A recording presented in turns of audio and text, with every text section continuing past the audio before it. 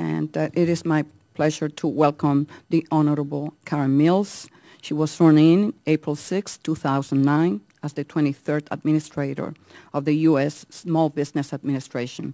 Prior to being confirmed as SBA Administrator, Ms. Mills most recently served as the President of MMP Group in Brunswick, Maine. The SBA helps small business owners and entrepreneurs secure financing, technical assistance, training, and federal contracts. And because we have only 2 witnesses, I'm going to be flexible with the 5-minute rule. So, welcome. Thank you, Madam Chair. Chairwoman Velasquez, Ranking Member Graves, distinguished members of the committee, again, it's an honor to testify before you. Thank you for your continued efforts to help America's small businesses in this whole community survive, grow, and lead us out of this recession. I want to thank the Chairwoman for speaking at yesterday's Small Business Financing Forum that we held with Secretary Geithner at the Treasury. You said 2 things at that meeting that I really found resonated. First, you said access to capital equals opportunity. That statement rings true given our efforts to help small businesses find the credit that they need to create jobs. And you also said at this conference that this conference proved that small business is not an afterthought. I think this is true not only for you, but all the members of the committee and the administration.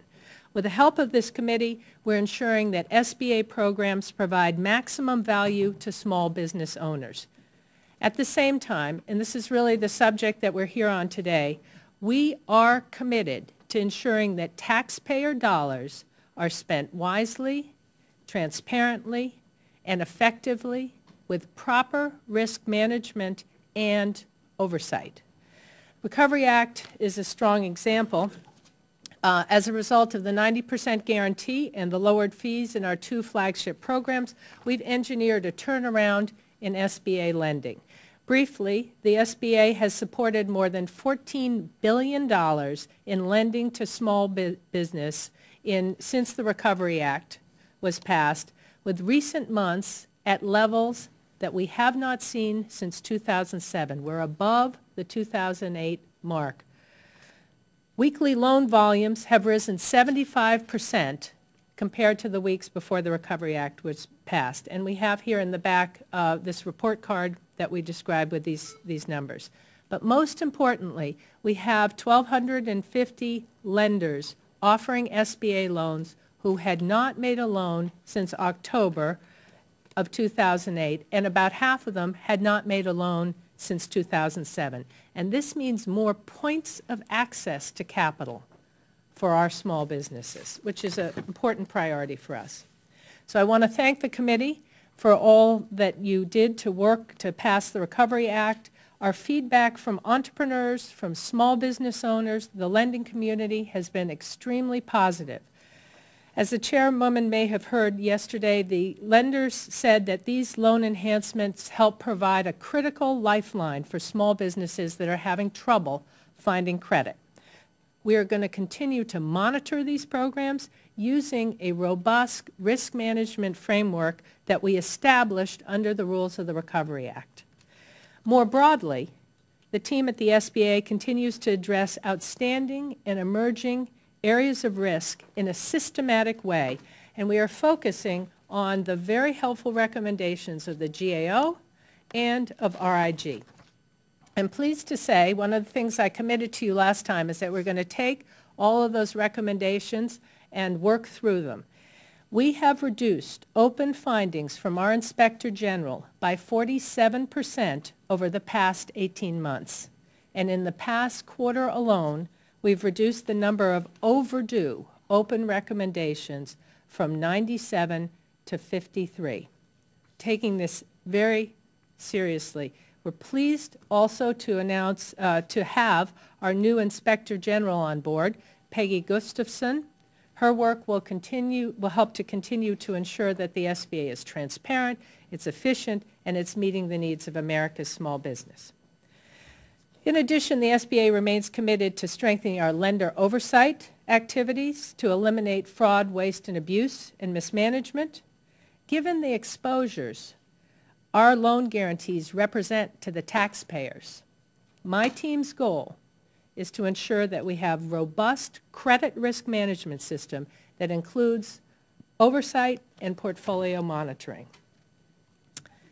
On the subject that the Chairwoman and Ranking Member Graves raised today, and I know we're going to talk about, today the SBA is acutely aware that America is fighting two wars. Thousands of our veterans are returning home. I want to thank GAO for the report that they just released. We must make sure that service-disabled veterans have ample opportunities to start and grow a business, including the opportunity to access federal contracting. Since I first came on board in April, we have begun a new collaboration with the Veterans Administration leadership on the critical issue of access to accurate and transparent data regarding who is a service-disabled veteran.